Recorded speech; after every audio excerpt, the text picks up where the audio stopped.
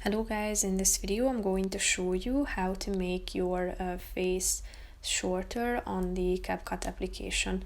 But first I just want to mention, don't forget to subscribe to my channel because at 100,000 subscribers I am going to show you my whole YouTube revenue statistics and growth strategy, how to make money online. Now let's jump into it. First of all, open the app on your phone, tap on the edit button down below, and then select your project that you want to edit.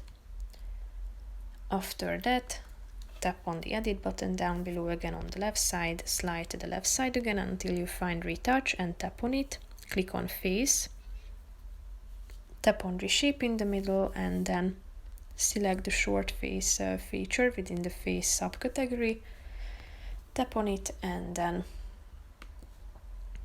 here you can use the slide at the bottom to make your face shorter. You can make adjustments, and when you are satisfied with the result, click on the check mark icon below on the right side of the page. So that's pretty much it for this video, guys. See you in the next one. Bye bye.